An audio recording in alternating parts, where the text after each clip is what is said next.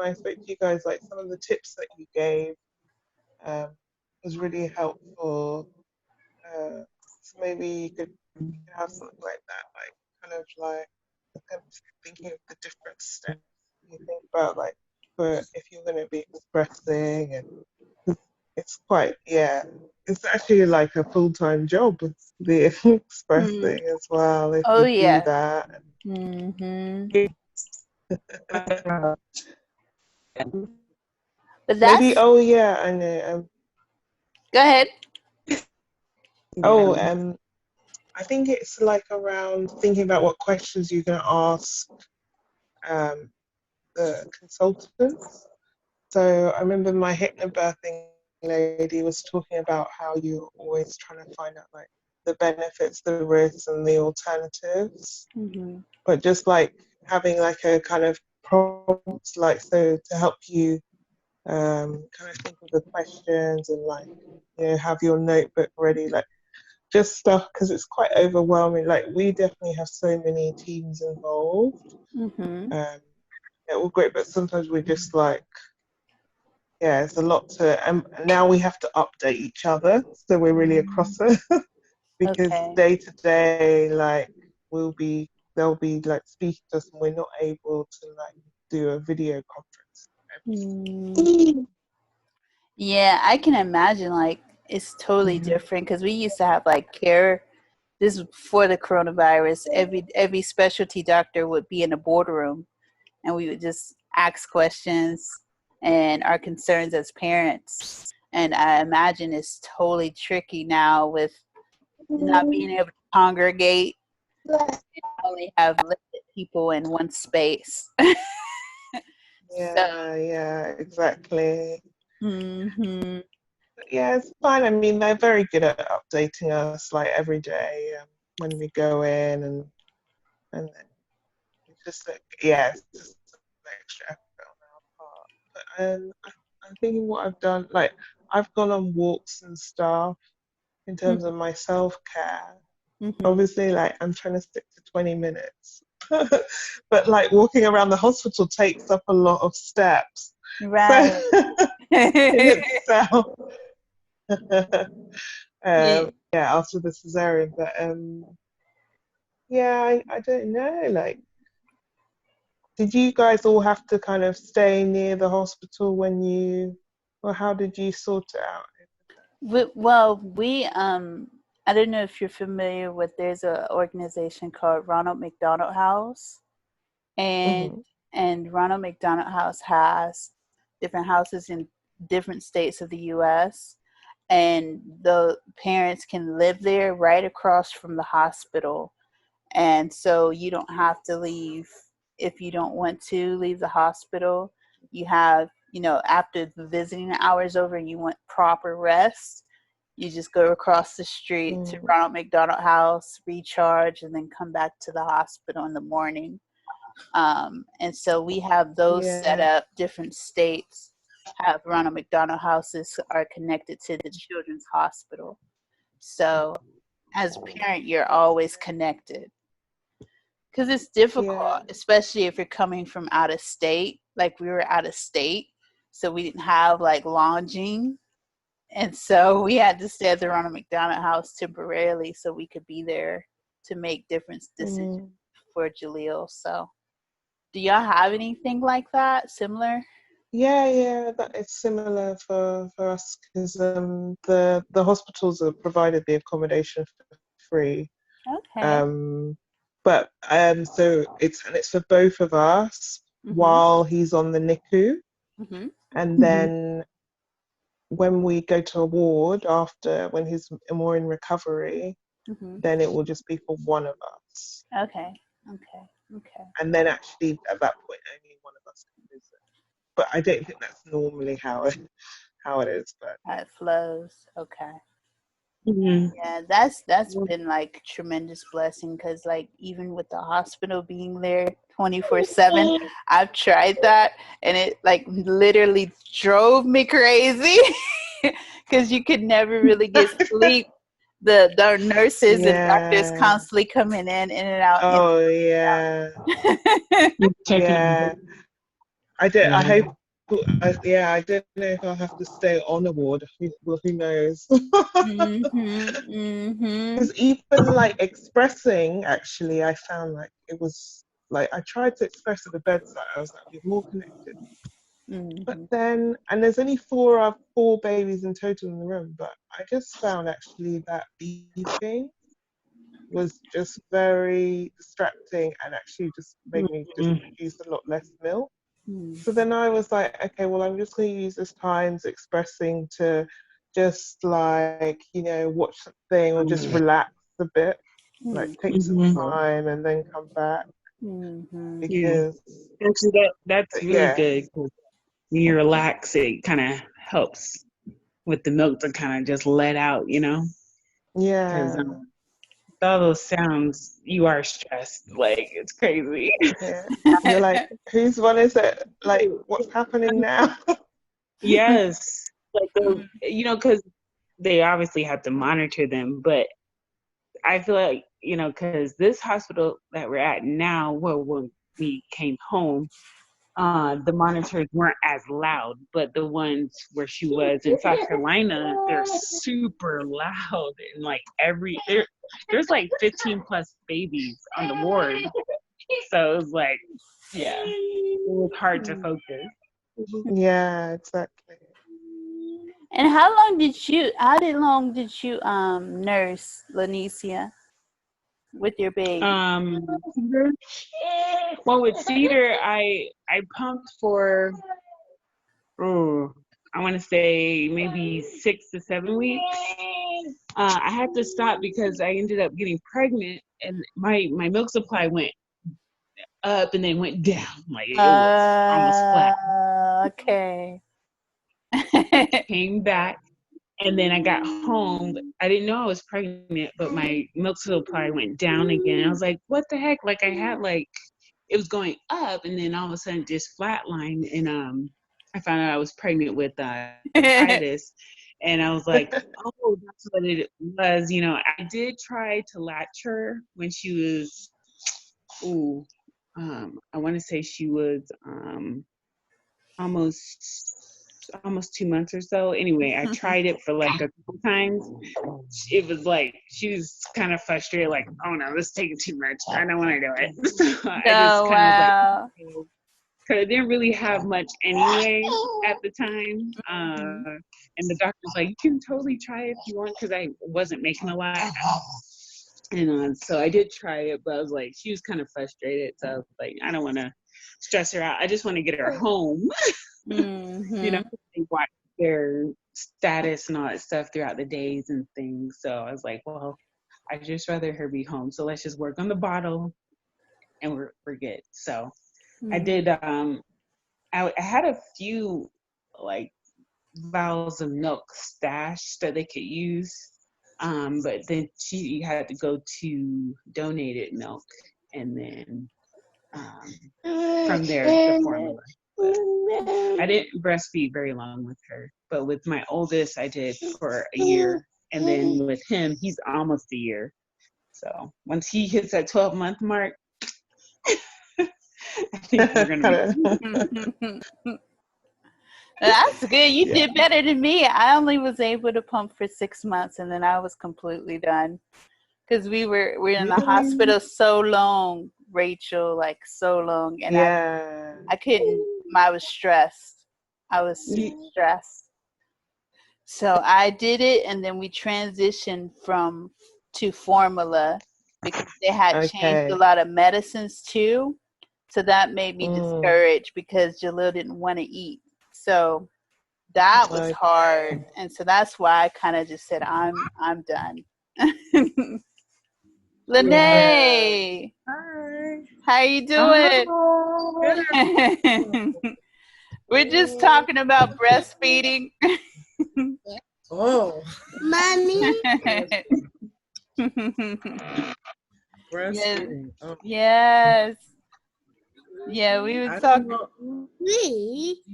Yeah. Well, yeah, I'm talking to my mom friends. Can I do that? Yeah, Mommy? does that. Yeah, well, I'm gonna talk to them. I'll be back. Thanks, buddy. Thank you, Lene, for joining us. This is our second one, so I'm just trying it out. We got Rachel, we got Lanicia, and I'm Tanisha, and we're just talking about whatever comes up on our mind as moms. Oh, what doesn't come up? Yeah, that's my name. Yeah, mom. Yeah, mom. Yeah. Oh yeah, that's my name. That's absolutely my name. Well, breastfeeding, I can tell you that I struggled with both of the kids, but I think with my second one, it's a little more struggle just because she was in the NICU, and so I couldn't naturally bond with her to do breastfeeding because they were bottle feeding her. And I was trying to be reasonable because I had a 3-year-old at home, which I breastfed him, and it took maybe a few weeks for us to get on track, and that was it. But yeah, well, I'm talking right now. With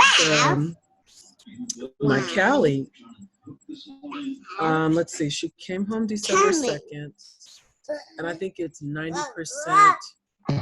fluid now, the breastfeeding.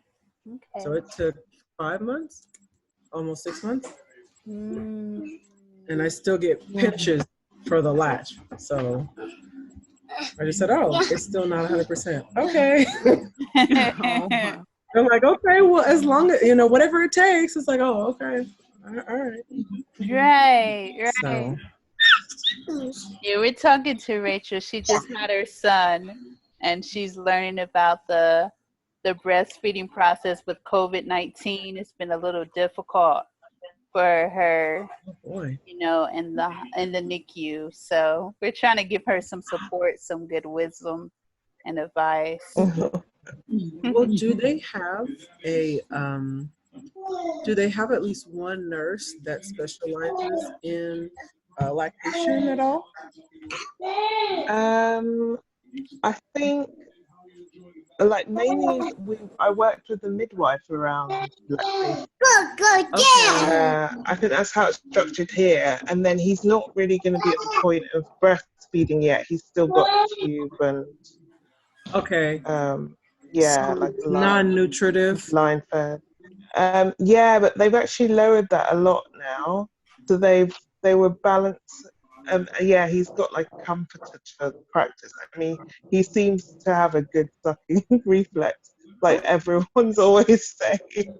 But we haven't. And you can see his little chin going. Like, Yep. Yeah.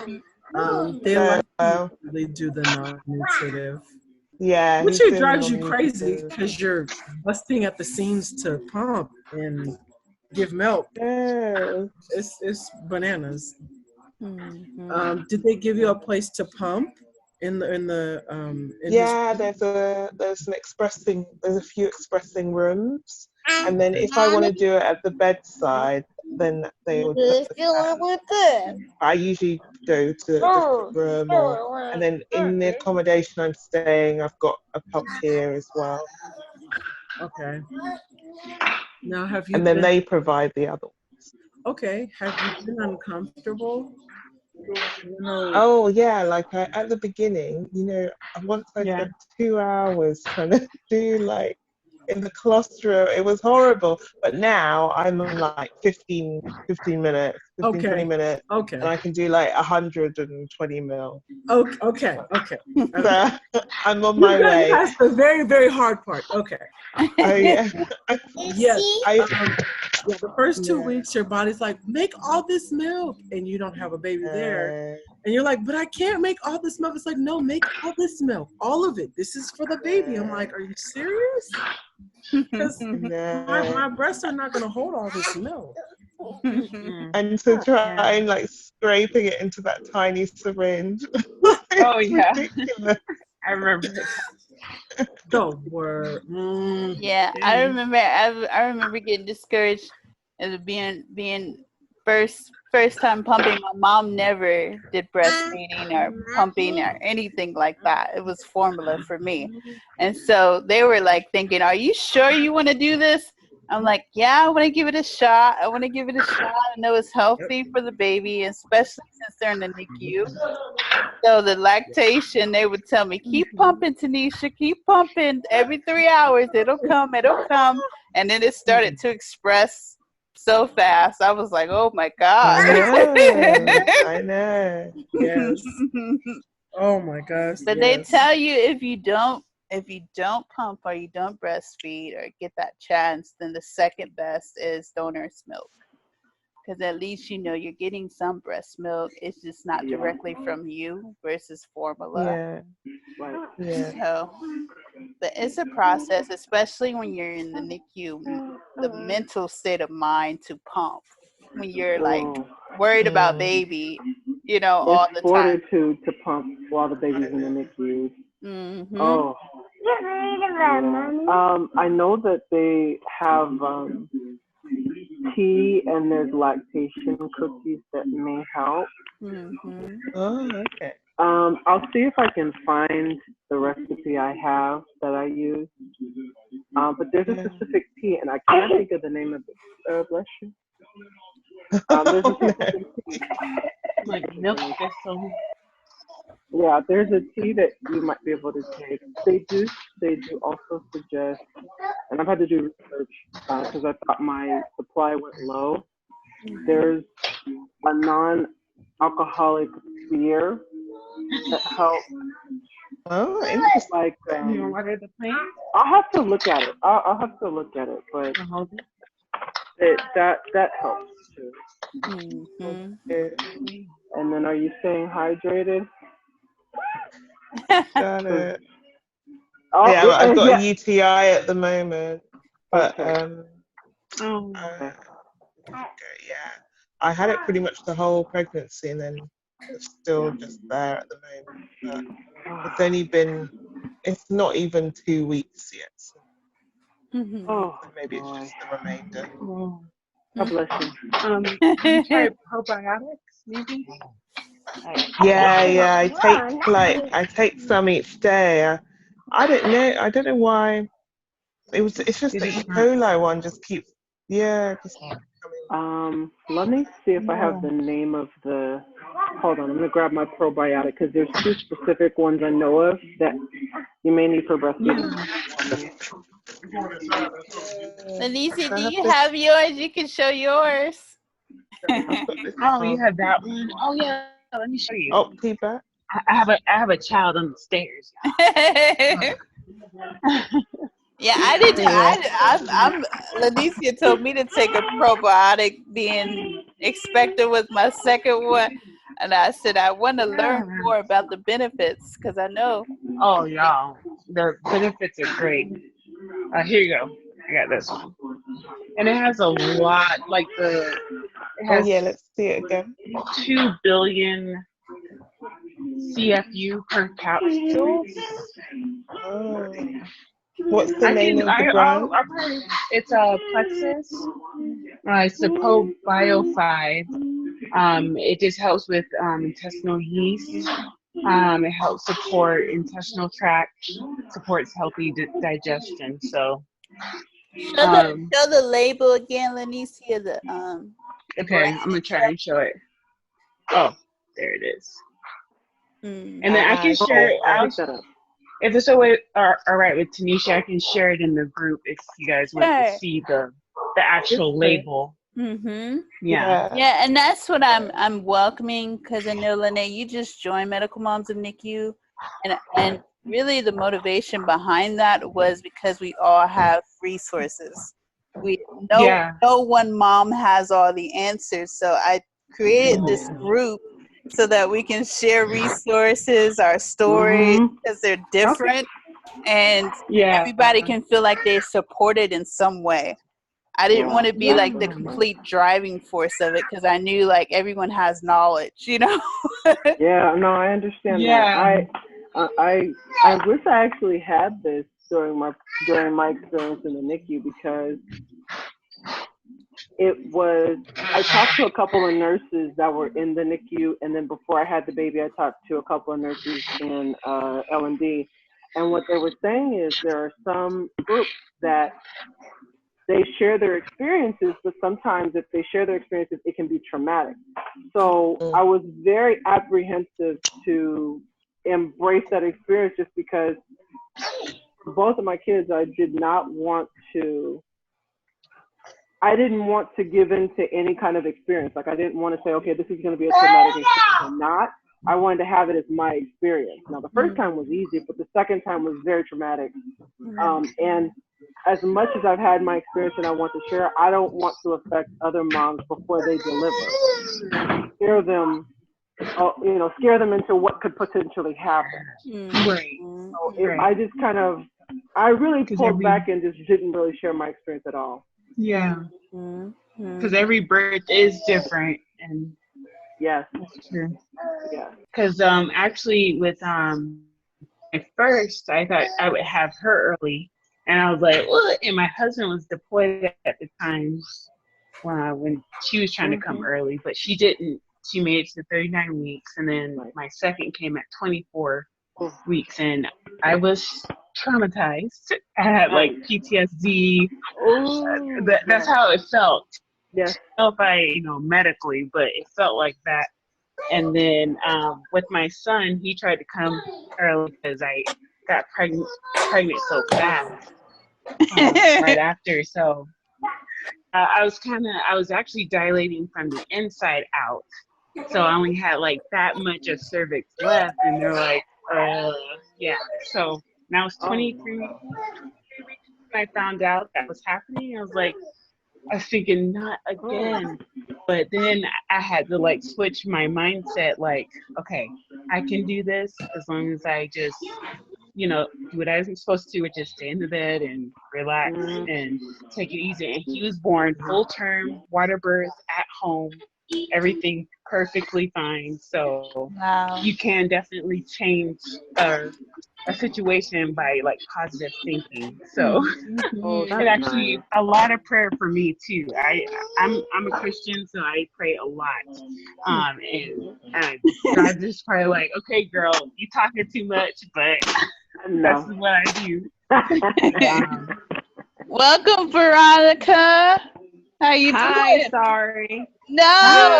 Hi, Veronica. Hi. We were doing bath night. Okay. Yep. Yeah, We all can relate. Smelled like the pool.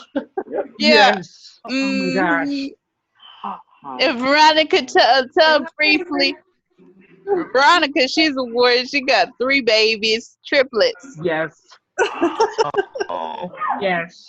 God bless you. Yeah, they're a handful, definitely. And they're all teething, so I'm about ready to lose my mind. Oh, I know. They're all getting their 1-year molars, so it's definitely like cry fest in this house. Yeah. Hi. Veronica, do you have the little teething bracelets that they put on your neck and little? I'm sure you got a load of teethers and stuff. Oh yeah, we keep the teethers. We use waffles. We use anything. Anything, yeah. Yeah. Because as soon as they get warm, like their teethers, they just like straight up throw them down. They're like, we're done with them. Yeah. But I am a NICU mom and a special needs mom. I have 18-month-old triplets that were born at 28 weeks and 1 day. Avery and Ellie have no issues at all. But Charlotte, who was the middle triplet, she had in-uterine growth restriction, absent flow in her cord, and then wound up having reverse flow in her cord. Her and Ellie are monodi identical twins, so they shared the same sac, the same placenta, but different cords. We did not have twin to twin, but Charlotte was still growth restricted. When we gave birth, when we had my C-section, Charlotte came out weighing 1 pound 1 ounce. Avery and Ellie are both 1 pound 15 ounces. Charlotte could not regulate her blood pressure at birth. So she maxed out on 2 blood pressure medications within the first 24 hours. Because of that and having to have blood transfusions, she wound up developing a grade 3 and a grade 4 bilateral brain bleed. So they resolved on their own, but she wound up getting hydrocephalus because where her spinal fluid was going off into the brain, they were clogged. They were clotted. So she got hydrocephalus. We wound up having to have her transported from the hospital I delivered to our local children's hospital because where I delivered, they did not do pediatric surgery. So 2 minutes down the road, she was transported, and she wound up having to have her fontanelle tapped because as the fluid would put pressure on her brain, it would cause her to have bradycardia, apnea, things of that nature. So then she got her reservoir when she was a little over 2 months old, and then a couple weeks later she got her permanent VP shunt, which drains the spinal fluid from her brain down into her stomach. So far we haven't had to have any revisions, but we know over time as she grows and gets older, the shunt may malfunction and we may have to go in and have revisions. Charlotte's also considered failure to thrive because she came home with bottle aversion from the NICU. She spent 193 days in the NICU. She came home when she was 6 months old. So she's developmentally delayed. We haven't seen any signs of cerebral palsy because that's a side effect of having the hydrocephalus. She can do everything but walk independently. She has a G tube because of her failure to thrive and her bottle aversion. But she is, like, there she is right there. She's a year and a half old, but she's basically the size of a 9-month-old baby. And how are you feeling, Mama? It was really hard in the beginning. And, you know, still in doctor's appointments, especially when we go to her kids' eat appointments, they still make you feel bad because of her growth. But we put off the G tube as long as we could because she was intubated and on oxygen, you know, for the first year of her life. And so I didn't want her to have a surgery and us backslide. But now I feel grateful that we got it because I've seen her hit more milestones now that she's getting the proper nutrition that she needs. And she's actually grown an inch in the past month. Okay. So we're getting there. Yeah. Are you taking care of yourself? Oh yeah. I have family that's close by. Okay. That's good. It helps our family. Yeah. And that my mom, they see my mom every day, which is good. She's the nanny.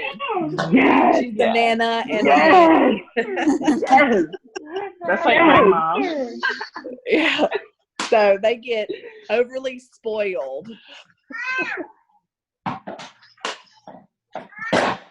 Now, where are you from, Veronica? For those who don't know, I'm going to have us all introduce where we're at so everyone will know. I am in North Carolina. Okay. Oh. Yeah. I live about an hour and a half from Charlotte, going north. Okay. And Lynette? That's the easiest way. Like most people know either Charlotte or Raleigh. Right. Okay. There's no in between. Yeah, we're in between. And Lynette, where are you from, and what's your story in the NICU? Oh, boy. So I'm in San Diego, California. Okay. And let's see. I'm going to see if I can make this as short as possible because it's different. So after I had my son, 2 days after I had him in 2017, I had neck lump installed in my arm. because my husband and I said, okay, there's some things I want to do, and I want to give us time to take care of them before we have another kid. So my son was almost 3, maybe 2 months before 3, and I realized that I was gaining weight from the next one on. And I said, you can take this out. I have no interest in birth control if it's going to just change my whole body chemistry. I'm done.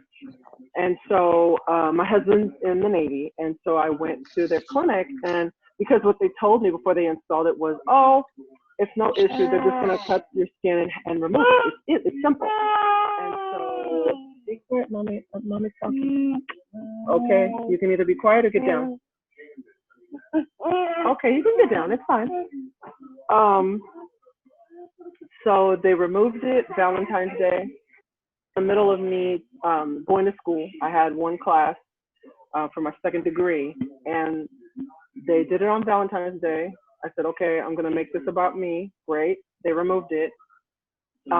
They gave me a post-op check in 6 weeks. And so for that period of time, I had no birth control. And I finally decided, okay, I'll go ahead and get the birth control, but it was too late because I had conceived on my son's birthday, March 4, when he turned 3. And when I went to the doctor for my post-op for surgery, he said, have you had sex within the last 2 weeks? I said, no, because my husband was underway. So no, it couldn't have happened. He asked me 2 weeks. He didn't say, when's the last time you had sex? Last time I had sex was 15 days from when I met him. And so because of that, he didn't do a birth control, he didn't do a pregnancy test. And so he inserted the IUD. And so I was essentially pregnant with the IUD. I didn't find out I was pregnant until 3 weeks later. And at that time, they were asking me questions. They said, when's the first day of your last menstrual cycle? I said, like 2 years, because I had birth control. And they were trying to ask me questions because they were baffled. I said, listen, I had it inserted. It was in this clinic. It was on this day because I had my birth control remote. So it took 20 minutes to get somebody to really understand the gravity. So then they tried to remove it. And before he did it, he said, essentially, there's always a chance that you can marry because of how, the gestational age of the embryo, if I try to remove it. He tried to remove it, he couldn't remove it. Another doctor tried to remove it again in 2 weeks, couldn't remove it. And they said there's still a chance that you could miscarry because we attempted to remove it and couldn't remove it. And with the IUD, there's these called strings where you should be able to pull it down and pull it out. They were gone. They were absolutely gone. They were hidden. They couldn't find them both times. And so the doctor let me know at the time, there is a chance that before you turn 12 weeks, that you could still have miscarriage. Then after that, it's going to be, I think it was infection up to 24 weeks. And then after that, it's premature birth. So I was 25 weeks, and I believe 1 day. And I had finished work. I worked from home, and it was a late night. I was talking to my cousin. I was laying on the bed, and my water broke. And I called, and mind you, I had already been to the emergency room at the Naval Medical Center. I had been to the emergency room at a local hospital because of dehydration, because my girl wants to not eat water and basically eat fruit for the whole pregnancy. And I gained a whole lot of weight, then I lost a whole lot of weight. I think I was negative 9 pounds during pregnancy when I was admitted. And I called them because I wanted to find out how to handle it. It was 11 o'clock at night and my son was asleep and my mom was home. And I told my mom, hey, I think my water broke and water's just dripping everywhere. And I said, Mom, I need you to send an email to my husband. He had left for deployment May 1st, and this was August 14th. So this was 3.5 months into his deployment. He was supposed to be back November for our baby shower. And I told her to email whatever it was. He ended up calling me within minutes, and I told him I'm going to the hospital. I'm going to the Naval Medical Center, and I called them. I called labor and delivery because at that point I had already been admitted before, and they said, okay, at 20 weeks you can call them and get in. So I called them. I said, listen, my son is asleep. My mom can watch him. I don't want to have to wake him up. I don't want to have to bring him here. Is it all right if I drive myself? And they asked me a series of questions, and based on what I answered, I was able to drive myself. So I drove, I parked, I walked in, and I was admitted. And they did not directly tell me that I could not go home until 2 hours after I was admitted. They said, oh no, honey, you punched your ticket. You can't leave. So I had no to-go bag, nothing. And so I'm on the phone with my husband when they're telling me this. And I said, Calvin, I'm so sorry. I misunderstood. I can't leave until I have the baby. They said, your water has already broken. So now you're more susceptible to infection. So you can't leave. This is the safest place for you and the baby. And so they gave me steroids twice for the baby's lungs. And they said, ultimately, you'll be here until delivery. I don't think that you'll make it to, I believe it was 37 weeks is when she can go home. Like 37 weeks was the bare minimum. And they said, typically we don't see that happen, but we're going to do as much as we can to keep the baby inside, because that's the best place for her to be. There for 31, maybe like 5.5 weeks. I was there inpatient. And they gave me, is it Lovenox? I'm not sure what it was, but I know that it burned every time they gave it to me, and it was twice a day that they had to give it to me, and it burned. And I did what I could to mentally prepare to be there until 37 weeks. A little, that's all I could do. Hi, sweetie.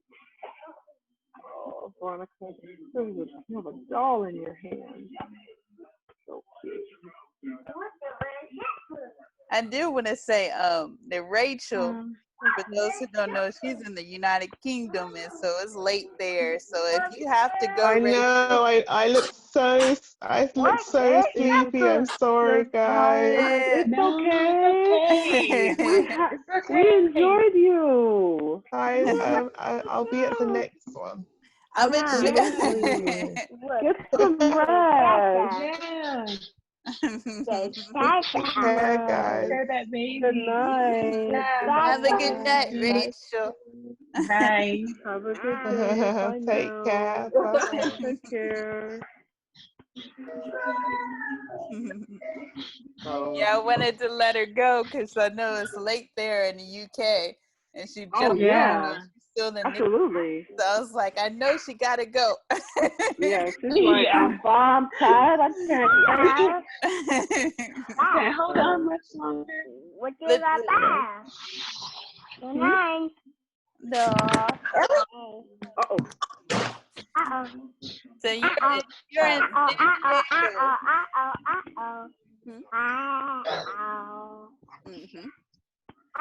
Mommy. Lanicia, you want to briefly share your story? I think it's gonna cut off. Yeah. And where you're from? Yeah. I'm in Idaho, Mountain Home, Idaho. It's a small town. My cousin's in the military. She's actually deployed at the moment. Oh, wow.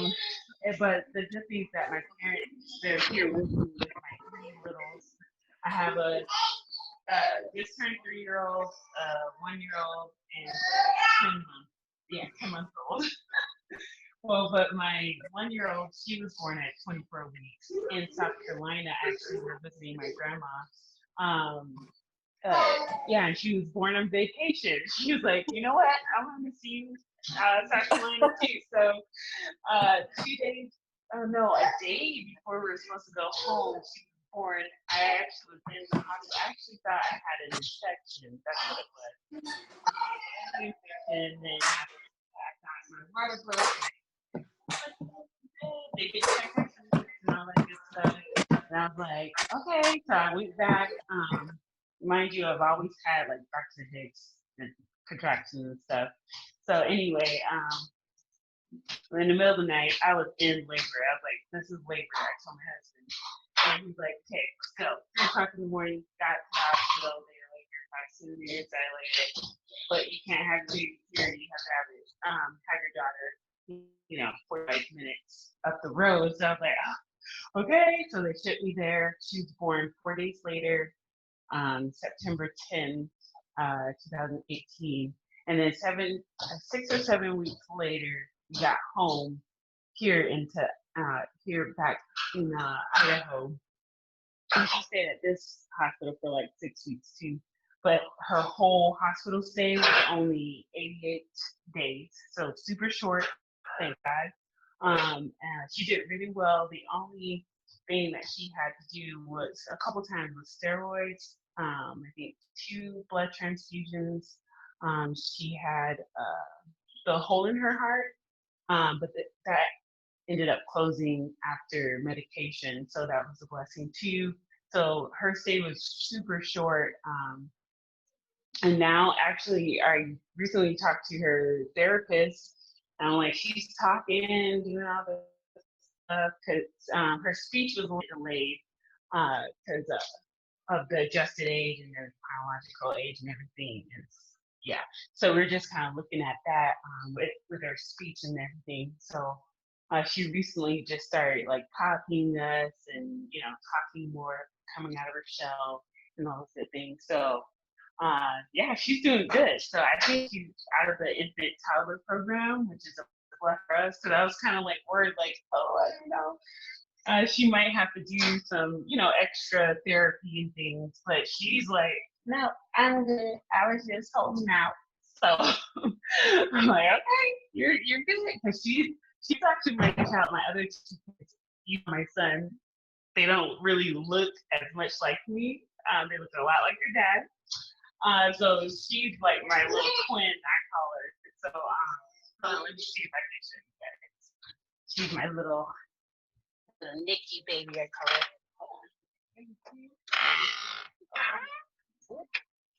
Moving it.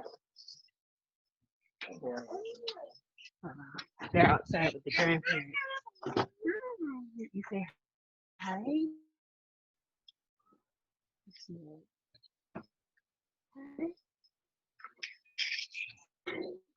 I grew up in preschool. But yeah. Oh, that was good. Come on. I don't know how much time we have left on Zoom, but I will say in a nutshell that my name is Sneisha. I'm from Arkansas, and I have a 2-year-old son, and I'm expecting a baby. That's due in October of 2020. So far, the experience has been easy breezy compared to my son's journey. And I think the hardest thing for me, y'all, is to embrace a new pregnancy, a new experience, and not to go backwards, because my son had a really complex journey, being in the NICU for 157 days. He had chronic kidney disease. And so when Lene said, oh, it was hard for like her to express her story, I'm just now getting to that place to express my story, and not only express it, but also network with y'all, and know that we're not alone in this journey. And I found that there were so many resources while we were in our NICU journey that I bumped into with the social worker and the lactation team and specialty team. And so I was like, wow. And then once I met with another NICU mom that was in the same journey as me, she kept sharing resources. I'm like, wait a minute now. I think this would be nice to have a medical mom of NICU community where we can share our resources, our story, our advice, and come together, because we don't all have the answers, but we can lean on each other. And so I'm just grateful that y'all showed up and shared your story, and I'm planning on doing another one. It's the hardest thing for me is just coordinating the times that works for us as moms. You know, that's the Yes. most trickiest part. But I think we're doing really well. Like I said, I appreciate Veronica and Lanicia for being on the first trial one, and just trying it out to see how many moms come on and share. And from there, we can kind of go from there. But later on, Lene, we plan on doing, just so you know, and Veronica, we plan on doing all about mom self-care packages in September and then November, because I was just blessed with a scholarship for the Medical Moms of NICU. So I'm going to be doing care packages for moms. And because I know that that's nice. in the NICU journey, we forget about ourselves and our well-being. And so I'm trying to come together and bring some products in. And if y'all have any products y'all make, or whoever comes on and they have products that are related to mom, let me know so that I can include them in the package, because I do want to give back in some way. And so, Okay. but yeah, that's it, y'all, for now. Because I'm afraid Zoom is going to cut us off. So I said, let's get on chit chat, and I'm gonna post the recording so that those moms that who could not come on, they can get some of your wisdom and replay, and whatever comes up that you forgot to share, just post in the group. Because I definitely want y'all to share whatever you think would be necessary for us to flourish. Here comes a Nikki mom now. I'm gonna have to tell her we're gonna have to meet again because she's coming in late. Like me. Cindy, am I saying it right? Cindy? Hello? Oh, look at the babies. Hello, Cindy, can you hear me?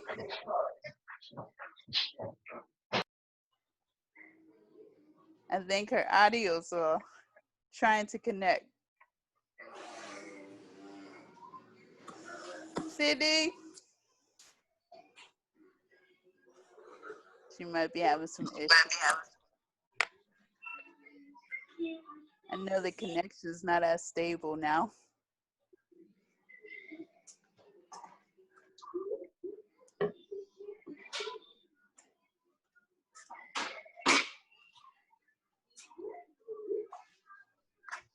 Trying to see if she can hear. Let her know. We're going to get off of here. But I appreciate y'all for coming on. I didn't know what everybody had planned for Memorial Weekend. And so I was like, well, we'll try it out, see what happens. We're going to hunker down at home. I think that's our plan. Yeah, that's basically everybody's plan. It's supposed to rain here, so I was like, maybe we'll plan to pull outside, but it's supposed to rain, so we won't even be able to do that. Right.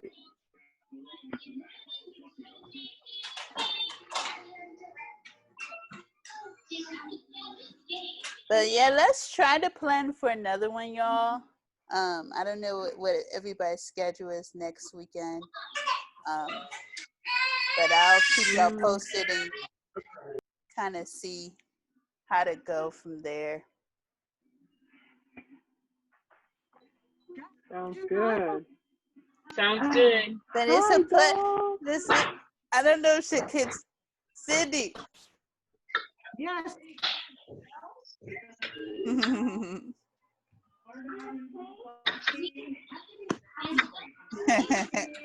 But let's plan to come on next week. I'll ask y'all what times work for y'all, and we'll go from there. But I just want to wish y'all a blessed weekend, and we'll be continuing to stay in touch, y'all. Okay. Absolutely. All right. Thank y'all for joining. I appreciate it. Thank you. Next weekend. Bye.